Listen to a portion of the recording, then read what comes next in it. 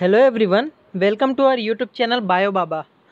आज के इस लेक्चर में हम MSc class second antigen presentation देखेंगे। पिछले लेक्चर्स में हमने ये देखा था कि एमएससी क्लास फर्स्ट किस तरह से एंडोजिनस एंटीजन प्रेजेंटेशन पाथवे को शो करता है और किस तरह से किसी भी फॉरेन पार्टिकल का किसी भी एंटीजेनिक पार्टिकल का जो कि मिसफोल्डेड कन्फर्मेशन में हो जाते हैं प्रोटीन्स या अदर मॉलिक्यूल्स, तो उनको बॉडी से किस तरह से एलिमिनेट करता है।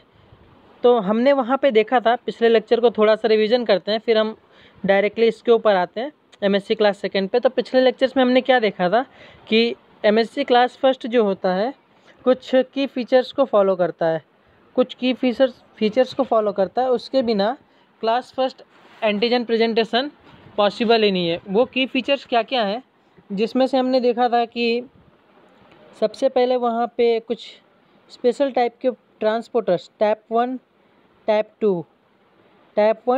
2 ये चीज़ें थी। दूसरी चीज़ हमने क्या देखी थी वहाँ पे कि कुछ स्पेशल टाइप के मॉलिक्यूल जैसे कि ERP57 हमने देखा था, जो कि पेप्टाइड में अल्फ़ा और अल्फ़ा टू के बीच में बाइंड किया रहता है। एंटीजन बाइंडिंग की जगह पे ये बाइंड किया रहता है ERP57। इसके बाद हमने देखा था ERAP देखा था। ERAP एक ऐसा मॉलिक्यूल जो कि क्या करता है, एंटीजन को क्लीव करने का काम करता है, फ्रैगमेंट में कर देता है। इसके बाद हमने देखा था कैनलेक्सिन। हमने क्या देखा था, कैनलेक्सिन देखा था, जो कि अल्फ़ा चेन्स को क्या करता है, स्टेबलाइज करता है। अल्फ़ा चेन्स को स्टेबलाइज करता है तब तक जब तक कि बीटा चेन जुड़ा नहीं रहता। जैसे ही बीटा चेन जुड़ता है फिर कैनलेक्सिन हट जाता है। ओके, इसके बाद हमने क्या देखा था, एक और प्रोटीन था हमारे पास, कैल रेटिकुलिन के बारे में हमने देखा था। कैल रेटिकुलिन्स जो होते हैं वो क्या करते हैं, याद हो तो आपको। कैल रेटिकुलिन्स बेसिकली बीटा चेन जो बीटा माइक्रोग्लोबुलिन जो जुड़ा रहता है उसको और ज़्यादा स्टेबिलिटी प्रोवाइड करते हैं, ओके। इसके बाद हमारे पास एक और प्रोटीन था, एक प्रोटीन या तो फिर सेल सरफेस मॉलिक्यूल बोल सकते हैं, टापासिन, जिसके थ्रू कौन इंटरेक्ट करता था, ERP57 को बाद में टापासिन रिमूव कर देता था। इसके थ्रू ये रिमूव हो जाता था। ERP57 जो होता था फाइनली रिमूव होता था और फिर जाके वहाँ पे एंटीजन आके बाइंड करता था। स्ट्रक्चर याद है तो कुछ स्ट्रक्चर हमने देखा था, ये 2 अल्फ़ा चैन हो गए, ओके। और यहाँ पे क्या हो गया, ये 3 अल्फ़ा चैन हो गए, अल्फ़ा इसे बोल सकते हैं, okay. Alpha 1, alpha 2, alpha 3 and this is beta microglobulin, okay. और यहाँ पे देखा था हमने क्या था, याद हो अगर आपको स्ट्रक्चर तो, यहाँ पे ERP57 जुड़ा हुआ था और फाइनली लास्ट में ये क्या होता है, ये एलिमिनेट हो जाता है और देन यहीं पे एंटीजन आके बाइंड करता है, ओके। तो ये पिछले लेक्चर्स में हमने देखा था। अब ये जो पाथवे था, एक और बात थी, ये एंडोजिनस पाथवे थी। पेप्टाइड मॉलिक्यूल्स जो पोजेसिंग कैपेसिटी थी एमएससी मॉलिक्यूल की, वो 10 to 13, okay, 10 to 13 amino acids की थी, ओके। नाउ अब क्या हो रहा है, अब हम क्लास सेकेंड के बारे में बात कर रहे हैं। तो आज हम क्या पढ़ने जा रहे हैं, एंटीजन प्रोसेसिंग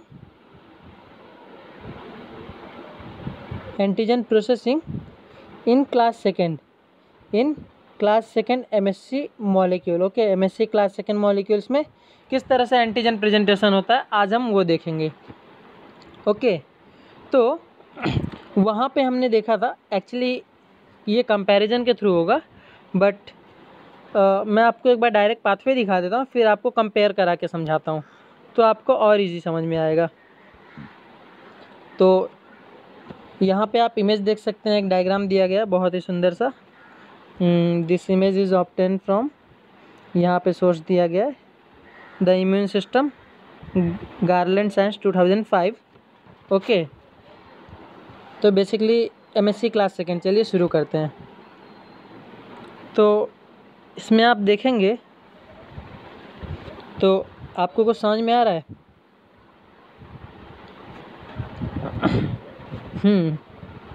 तो ये देखिए, ये रेड पोर्शन शुरुआत यहाँ से हो रही है।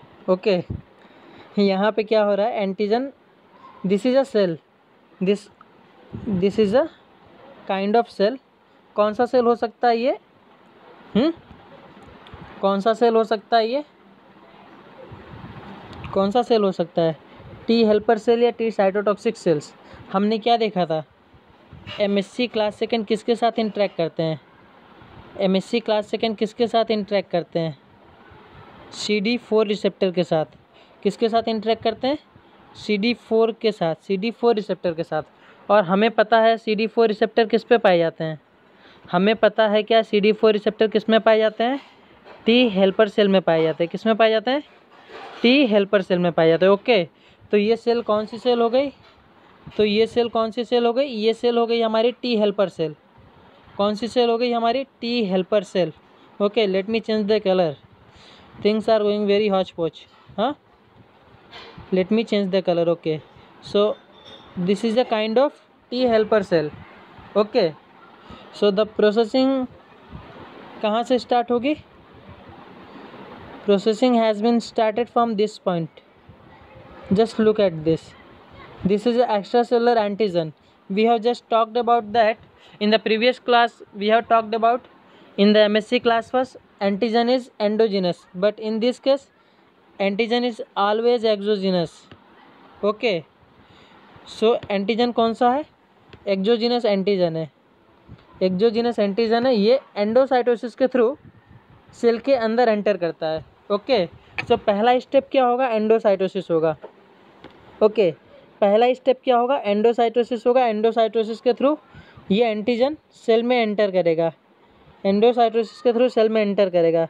एंडोसाइटोसिस के बाद इसका क्या होगा? ये फ्यूज्ड हो जाएगा किसके साथ? एक वेसिकल के फॉर्म में रहेगा। एंडोसाइटोसिस वेसिकल के फॉर्म में होती है। तो ये वैसे एंडोसाइटिक वेसिकल जो है ये किसके साथ? लाइसोसोम के साथ फ्यूज हो जाएगा। ठीक, ये जो वेसिकल है, ये जो एंटीजन वाला वेसिकल है, ये किसके साथ फ्यूज हो जाएगा? लाइसोसोम के साथ फ्यूज हो जाएगा। ओके, यहाँ पे आप देख सकते लिखा है peptide production in phagolysosome. Okay, lysosome along with phagocytic body is called as phagolysosome. Lysosome के साथ जब कोई बॉडी जुड़ी जाती है फेगोसाइटोसिस के लिए तो उसको बोलते हैं फेगोलाइसोसोम। तो हमें पता है कि लाइसोसोम में जब ये वेसिकल जुड़ेगा तो लाइसोसोम का पीएच बहुत ही कम होता है। लाइसोसोम का पीएच बहुत ही एसिडिक होता है। तो एंटीजन की क्लीविंग हो जाएगी, यहाँ पे एंटीजन की क्लीविंग हो जाएगी। ओके, एंटीजन का क्या हो जाएगा? क्लीविंग हो जाएगा। और कितने एमिनो एसिड तक का क्लीविंग होगा? हाँ, कितने एमिनो एसिड तक का चाहिए? एमएससी क्लास फर्स्ट में हमने क्या देखा था? 10 से 10 to 13 था। Okay, no, it's 8 to 10 I think, 8 to 10 I think, या and 13 to 18 in the class second, 13 to 18। तो एमएससी क्लास सेकेंड में कितने एमिनो एसिड की पेप्टाइड बनेगी? 13 to 18 एमिनो एसिड की। ओके, तो क्या होगा वहाँ पे? अगर क्लास फर्स्ट में देखा जाए तो वहाँ पे एक प्रोटियासोमल कॉम्प्लेक्स था जो कि प्रोटीन्स को, एंटीजन्स को डिग्रेड कर रहा था। बट यहाँ पे कौन होगा? यहाँ पे लाइसोसोम आ रहा है, यहाँ पे लाइसोसोम फंक्शन कर रहा है। तो यहाँ पे एक मेजर डिफरेंस यहाँ से शुरू होता है। ओके, देन उसके बाद क्या होगा? अच्छा, यहाँ से देखेंगे तो जब एंटीजन यहाँ से एंटर कर गया, एक्स्ट्रा सेलुलर रीजन से एंटर कर गया, तो ठीक उसी तरह से एट द सेम टाइम होगा क्या? यहाँ हमने देखा था कि ER में हमने क्या देखा था? ER के ल्यूमेन में हमारा दोनों के दोनों MSc क्लास पाए जा रहे थे, लेकिन चेंज इतना था कि क्लास फर्स्ट जो होता है वो असेंबल्ड नहीं होता, लेकिन क्लास 2 जो होता है प्री असेंबल्ड होता है। क्लास 2 जो होता है पहले से ही असेंबल्ड होता है। ओके, तो क्या होगा कि जैसे ही ये कोई भी एक्स्ट्रा सेलुलर एंटीजन आएगा तो ये हमारा जो क्लास सेकेंड MSc मॉलिक्यूल है ये ER के थ्रू गोल्जी में ट्रांसफ़र कर दिया जाएगा। ओके, ER के थ्रू ये गोल्जी में ट्रांसफ़र हो जाएगा। कोई भी हमें ये सेक्रेटरी पाथवे इसी तरह से फॉलो होती है। ER एंडोप्लाज्मिक रेटिकुलम से उसे गोल्जी में, गोल्जी से फिर जाके वो सिस गोल्जी में जाता है, फिर मीडियन गोल्जी, फिर ट्रांस गोल्जी। इस तरह से करते वो MSc क्लास सेकंड जो होता है एक वेसिकल के फॉर्म में, अगर आप देखें, ये देखिए ये वेसिकल के फॉर्म में यहाँ से आ रहा है। और ये क्या होगा? जो लाइसोसोम वहाँ पे हमने देखा था अभी तक कि लाइसोसोम जो होगा हमारे एंटीजन को फ्रेगमेंटाइज कर दिया था, है ना, 13 to 18 एमिनो एसिड्स के आसपास उसको फ्रेगमेंटाइज कर दिया था। तो अब क्या होगा, ये दोनों आपस में इंटरेक्ट करेंगे। कौन इंटरेक्ट करेगा आपस में? कौन इंटरेक्ट करेगा आपस में? कौन इंटरेक्ट करेगा? MSC molecules, MSC class second molecules किसके साथ इंटरेक्ट करेंगे? MSC क्लास सेकेंड मॉलिक्यूल्स किसके साथ इंटरेक्ट करेंगे? लाइसोसोम्स के साथ, लाइसोसोम के साथ इंटरेक्ट करेंगे। लाइसोसोम में हमारा क्या है? लाइसोसोम में हमारा एंटीजन है। किस टाइप का एंटीजन है? एक्सोजीनस एंटीजन है। किस टाइप का? एक्सोजीनस। ओके, किस टाइप का एंटीजन है? एक्सोजीनस एंटीजन है। तो लाइसोसोम हमारा MSC मॉलिक्यूल्स के साथ इंटरेक्ट करेगा और फिर क्या होगा, हमारा जो एक्सोजीनस एंटीजन है उसको ट्रांसफ़र कर दिया जाएगा किसमें? किसमें? MSC सेकेंड मॉलिक्यूल में। MSC सेकेंड मॉलिक्यूल में उसको क्या किया जाएगा? ट्रांसफ़र कर दिया जाएगा।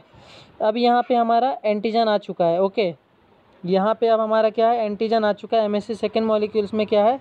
Just look this blue colour, this is a antigen. Okay, तो यहाँ पे एंटीजन आ गया है। आप ये स्ट्रक्चर देख सकते हैं। ओके, ये स्ट्रक्चर आप देख सकते हैं। Let me zoom it. Okay, let me zoom it first. या now just look, this is the MSC molecule and this is the antigen. So antigen और MSC मॉलिक्यूल्स मिल चुके हैं। ओके, लेकिन होगा क्या? प्रॉब्लम एक है यहाँ पे।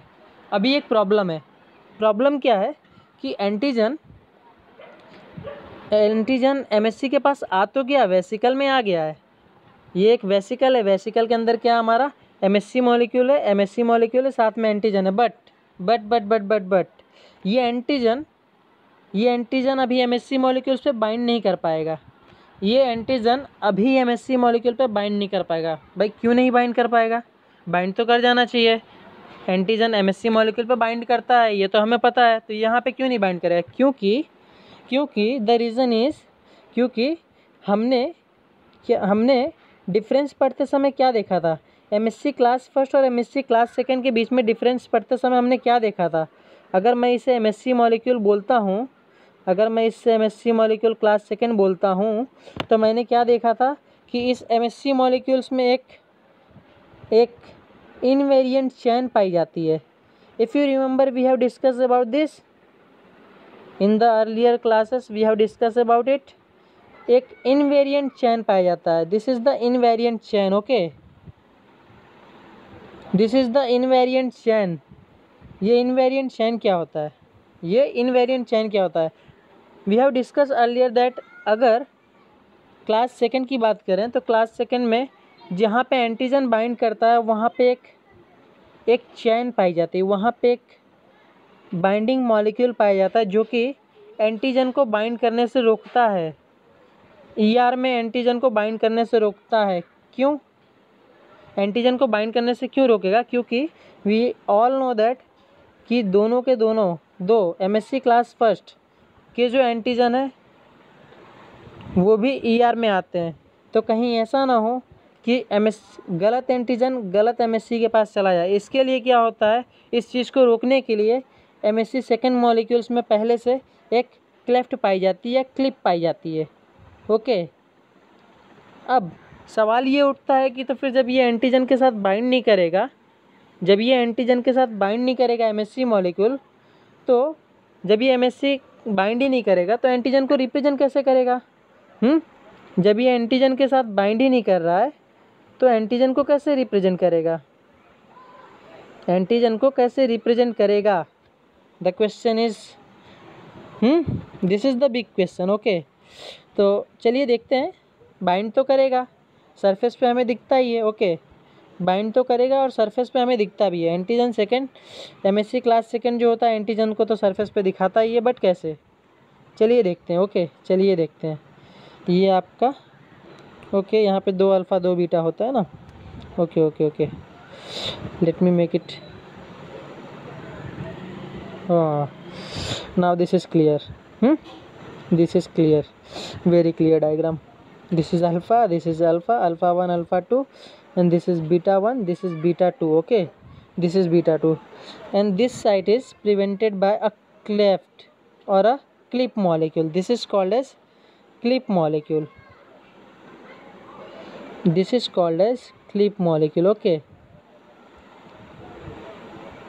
we know that this is a clip molecule. तो इसको हटाना पड़ेगा ना, पहले एंटीजन को बाइंड कराना तो इसको हटाना पड़ेगा। तो इस क्लिप को हटाने के लिए, इस क्लिप को हटाने के लिए एक मॉलिक्यूल आता है। इस क्लिप को हटाने के लिए एक मॉलिक्यूल आता है जिसको बोलते हैं HLA-DM। क्या बोलते हैं हम? HLA-DM। ओके, इस क्लिप को हटाने के लिए एक मॉलिक्यूल आता है। इस क्लिप को हटाने के लिए एक मॉलिक्यूल आता है जिसको हम बोलते हैं HLA-DM, human leucocytes antigen. Okay, human leucocyte antigen, ये एक जीन होती है, जो HLA-DM को कोड करती है। ओके, तो ये क्या करता है? क्लिप को रिमूव करता है। ओके, क्लिप को रिमूव करता है। तो क्लिप को रिमूव करने का मतलब क्या है? क्लिप को रिमूव करेगा तो एंटीजन की बाइंडिंग को प्रोवाइड करेगा। ओके, तो एंटीजन लोडिंग कॉम्प्लेक्स में ये HLA-DM का इन्वॉल्वमेंट है। ठीक, तो हम क्या बोल सकते हैं कि HLA-DM is involve in the antigen loading complex, peptide loading complex. ठीक, अब हो गया क्या भाई? अब तो प्रॉब्लम ही सॉल्व हो गई। जब ये एंटीजन क्या हुआ, लोड हो गया एक बार, जब एंटीजन लोड हो गया इसके ऊपर, तो अब क्या है? अब ये लोड हो गया तो अब तो बात ही ख़त्म। अब करना क्या है? बस इसको रिप्रेजेंट करना है। ओके, अब करना क्या है? इसको बस रिप्रेजेंट करना है। तो चलिए देखते हैं कहाँ पे रिप्रेजेंट हुआ। This is the diagram. Okay, this is the diagram we are talking about. This is the diagram we are talking about. Okay, so look, okay, just look at this. अब यहाँ पे क्या हुआ? रेड कलर का antigen bind हो चुका है। क्यों? क्योंकि यहाँ पे HLA-DM आ चुका था। HLA-DM ने क्लिप को हटा दिया। क्लिप को हटाने के बाद ये एंटीजन को ले लिया। अब क्या होगा? ये प्लाज्मा मेम्ब्रेन से जाके फ्यूज़ कर जाएगा और प्लाज्मा मेम्ब्रेन से फ्यूज़ करने के बाद एक्सोसाइटोसिस के थ्रू ये देखिए अब क्या हो रहा है? MSC class second present peptide at the cell surface, और फिर जाके इस तरह से एंटीजन प्रेजेंटेशन होगा।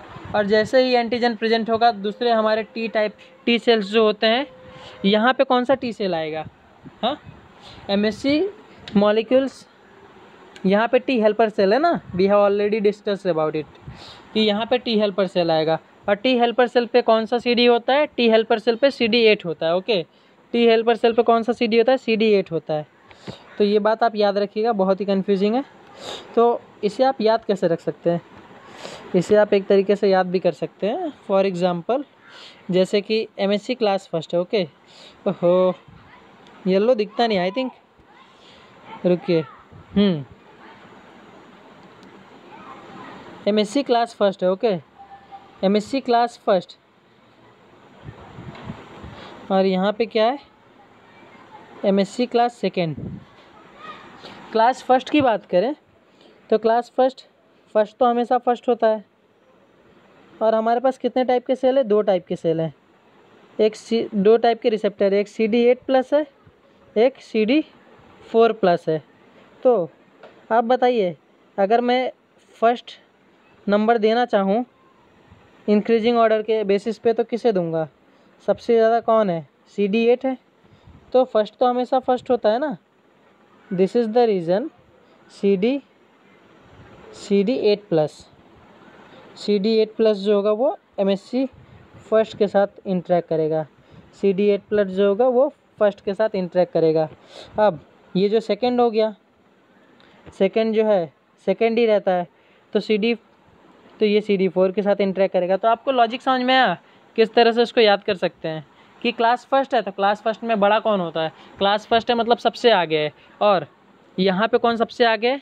CD8 सबसे आगे। या तो फिर आप ऐसे भी याद कर सकते हैं कि कम MSC के साथ ज़्यादा CD रहेगा, कम MSC के साथ ज़्यादा CD रहेगा। तो फिर आप कभी भूलेंगे ही नहीं, वाइस वर्सा है, ये वाइस वर्सा है ना।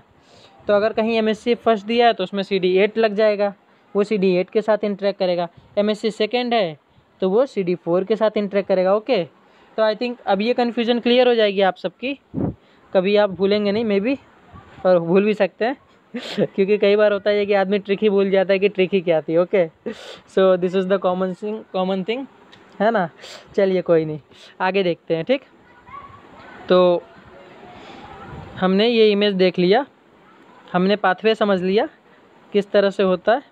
ओके, यहाँ पे देखिए, यहाँ पे भी वही दिया गया, बस एक बहुत ही ब्रीफ वे में दिया गया है, बहुत ही ब्रीफ वे में दिया गया है।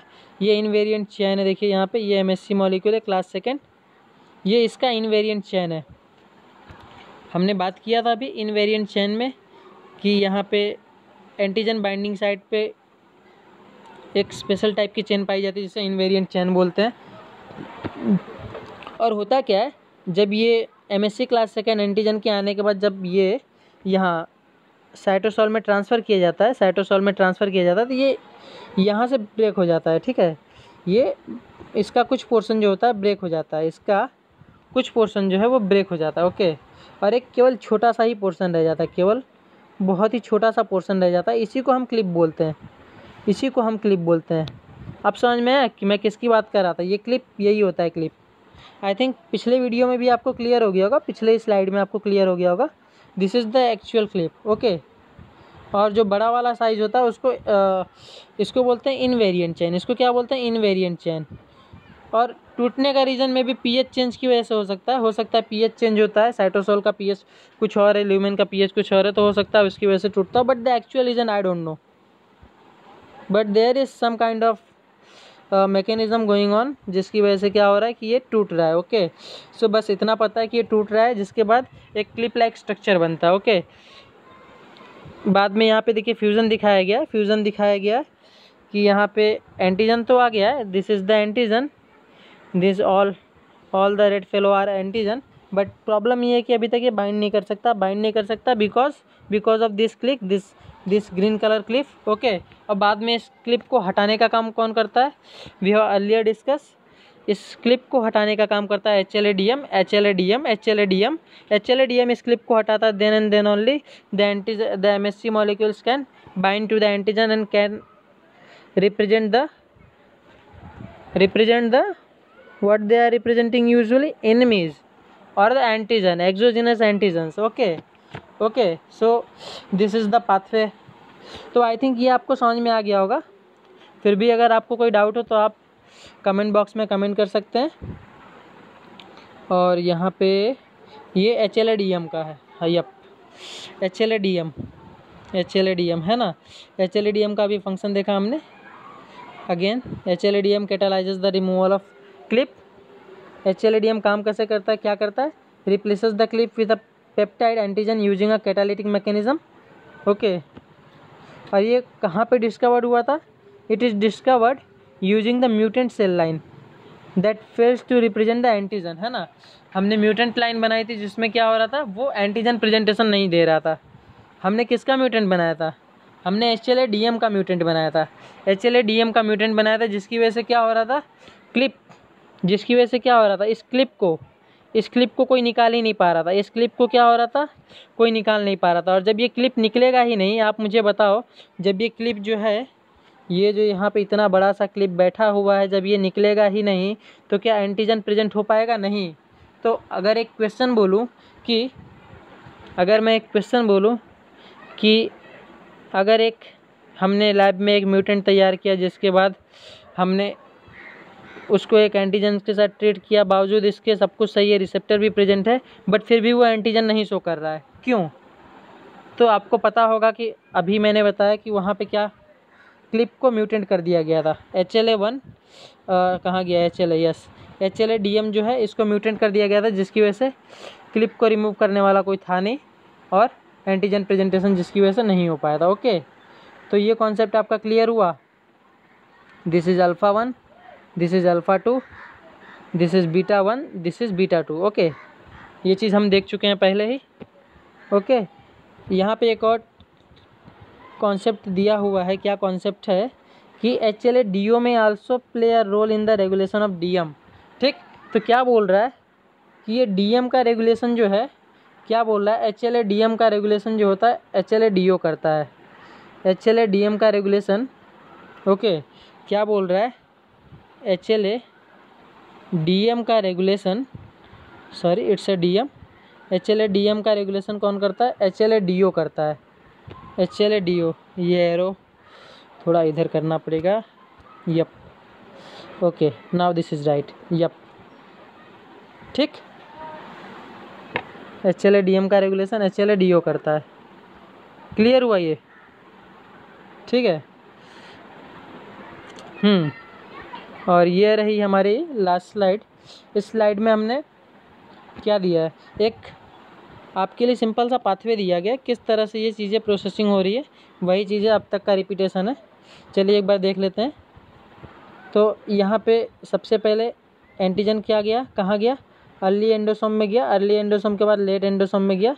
हमने डायरेक्टली वहाँ पे बोला था वो डायरेक्टली एंटीजन लाइसोसोम में जाता है, बट लाइसोसोम की भी अलग अलग स्टेजेस होती हैं। ओके, अर्ली लाइसोसोम पहले क्या होता है, एंडोसोम होता है। एंडोसोम जो होता है आगे चल के कन्वर्ट होकर इसका पीएच, एंडोसोम का पीएच कम होता है। एंडोसोम और लाइसोसोम में फ़र्क क्या है कि एंडोसोम का पीएच जो होता है वो थोड़ा ज़्यादा होता है, लाइसोसोम का थोड़ा कम होता है। ओके, तो एंडोसोम आगे मैच्योर होकर लाइसोसोम में कन्वर्ट हो जाता है, ठीक। एंडोसोम आगे कन्वर्ट होकर लाइसोसोम में कन्वर्ट हो जाता है। सो पहले अर्ली एंडोसोम था, अर्ली एंडोसोम, फिर जाके एंडोसोम, फिर अर्ली एंडोसोम, मिड एंडोसोम, जो भी बोलो, फिर एंडोसोम फाइनली बनेगा। फिर ये एंडोसोम के साथ एंटीजन बाइंड करेगा जिससे इसका फ्रेगमेंट होना शुरू हो जाएगा। फिर जाके ये लाइसोसोम के साथ बाइंड करेगा, एंडोलाइसोसोम बनाएगा। ओके, एंडोलाइसोसोम में फिर जाके क्या होगा, हमने देखा था MSC सेकेंड मॉलिक्यूल आता है। MSC सेकेंड मॉलिक्यूल्स को ये रहा, अगर ER की ल्यूमेन माने इसे, अगर मैं इसे ER की ल्यूमेन मानूँ, ER की ल्यूमेन, तो यहाँ से ये MSC सेकेंड मॉलिक्यूल्स वेसिकल के फॉर्म में आता है। तो होता क्या है कि इसका जो क्लेफ्ट होता है ये टूट जाता है, क्लेफ्ट है ना, क्लेफ्ट बोलते हैं या तो फिर जाके क्लिप बोलते हैं मैं, ठीक। ये क्लिप जो है टूट जाता है, केवल कुछ ही पोर्शन रहता है। देन ये आके लाइसोसोम के साथ फ्यूज़ करता है, और फिर जाके लाइसोसोम के साथ फ्यूज़ करने के बाद HLA-DM जो है, HLA-DM जो होता है क्लिप को निकालता है, और क्लिप निकालने के बाद एंटीजन बाइंड करता है, और फिर जाके एंटीजन प्रेजेंटेशन होता है। और ये चीज़ें कहाँ हो रही हैं, T हेल्पर सेल पे हो रही हैं, ठीक। तो आई थिंक ये कॉन्सेप्ट आपको समझ में आया होगा। तो इसी के साथ हम क्या क्या कंप्लीट कर चुके हैं इम्यूनोलॉजी में। हमने हमारा फर्स्ट लेक्चर बहुत ही पहले आया था जिसमें हमने इन्नेट और एडाप्टिव इम्यूनिटी के बारे में बात की थी। उसके बाद अभी हम पिछले 3 दिनों में हमने क्या क्या पढ़ लिया। हमने MSc class first, MSc class second के बारे में जाना। हमने ये भी देखा कि किस तरह से एंडोजिनस पाथवे होता है एंटीजन प्रेजेंटेशन का, और इस लेक्चर में हमने ये जाना कि किस तरह से एक्सोजिनस पाथवे होता है एंटीजन प्रेजेंटेशन का। ओके, तो चलिए फटाफट इसको समराइज़ कर देते हैं। समराइज़ करने के बाद एक कंपैरिजन देख लेते हैं कि किस तरह से क्लास फर्स्ट और क्लास सेकंड जो एंटीजन प्रेजेंटेशन है वो डिफरेंट होता है एक दूसरे से। एंड मुझे बार बार येलो पेन मिल रही है, पता नहीं क्यों। आई थिंक येलो मेरा फेवरेट हो गया है। ओके फाइन, चलिए ठीक है, ठीक, चलिए सो कंपैरिजन शुरू करते हैं। ओके, कंपैरिजन शुरू करते हैं। ये इसको हटा ही दूँ क्या, इसको हटा देते हैं। ओके, इसको हटा ही देते हैं। चलो कंपैरिजन शुरू करते हैं। MSc क्लास फर्स्ट के बारे में पहले देख लेते हैं कि क्लास फर्स्ट में किस तरह से एंटीजन प्रेजेंटेशन हो रहा था। तो वहाँ पे हमने क्या देखा था, अभी हमने डिस्कस किया था ना कि सबसे पहले एंडोजिनस पाथवे होता है, एंडोजिनस मॉलिक्यूल्स आते हैं, एंडोजिनस होते हैं, ठीक। उसके बाद एंडोजिनस के बाद हम क्या देखेंगे, दूसरा एंडोजिनस के बाद वहाँ पे टाइप 1 टाइप 2 आते हैं, टाइप 1 टाइप 2। ओके, यहाँ पे कोई भी क्लिप नहीं पाई जाती, no clip, clip absent, clip absent. Okay, clip absent होती है। फिर इसके बाद क्या, इसके बाद क्या, ये CD क्लास फर्स्ट है।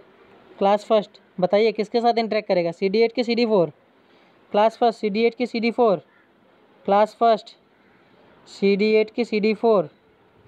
सही जवाब, CD8 के साथ। ओके, CD8 प्लस के साथ। ओके, CD8 प्लस के साथ T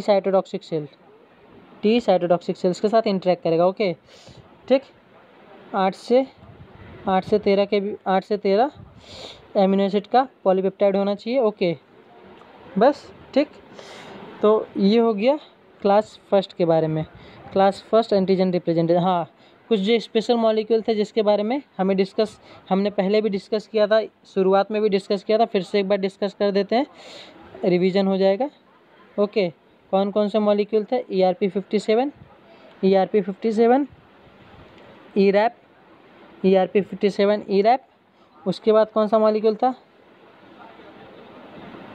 कैलनेक्सिन, कैलनेक्सिन, कैलरेटिकुलिन, कैलरेटिकुलिन। ओके, इसके बाद टापासिन, टापासिन। और एक सबसे इम्पॉर्टेंट चीज़ जो हम भूल गए वो है हमारा प्रोटियासोमल डिग्रेडेशन। याद आया? प्रोटियासोमल डिग्रेडेशन, इसके बिना तो काम हो ही नहीं सकता, क्योंकि यही तो डिफरेंस है, शुरुआत तो यहीं से होती है। क्योंकि क्लास सेकेंड में आपने क्या देखा है? क्या प्रोटियासोमल डिग्रेडेशन पाया जाता है? क्लास सेकेंड में क्या प्रोटियासोमल डिग्रेडेशन पाया जाता है? नहीं ना। तो क्या क्या पाया जाता है वहाँ पे? लाइसोसोम मेडिएटेड होता है ना, लाइसोसोम मेडिएटेड होता है। ओके, क्या होता है वो? लाइसोसोम मेडिएटेड होता है। दूसरा, इसका इंटरेक्शन CD4+ के साथ होता है और टी हेल्पर सेल पे पाया जाता है CD4। ओके, तीसरा क्या था? ये एक्सोजीनस पाथवे के लिए होता है, exogenous pathway. Okay, and again bear with my writings. Okay, ठीक, एक्सोजीनस पाथवे के लिए पाया जाता है 13 to 18 एमिनो एसिड्स के लिए रिस्पॉन्सिबल होता है। ओके, और यहाँ पे क्लिप का पाया जाता है, क्लिप पाई जाती है, क्लिप। और इससे पहले हम इसको इनवेरिएंट चैन भी बोलते हैं, invariant chain. Okay, invariant chain, done. And कुछ चीज़ें और हैं, जैसे कि इनवेरिएंट चैन के बाद एक और प्रॉपर्टी थी ना, HLA-DM। HLA-DM, इनको इस भाई साहब को हम कैसे भूल सकते हैं? हाँ, इनके बिना तो कुछ हो ही नहीं सकता। ओके, इनके बिना तो कुछ हो ही नहीं सकता, HLA-DM। ओके, तो इसी के साथ इस लेक्चर को हम यहीं पे ख़त्म करते हैं।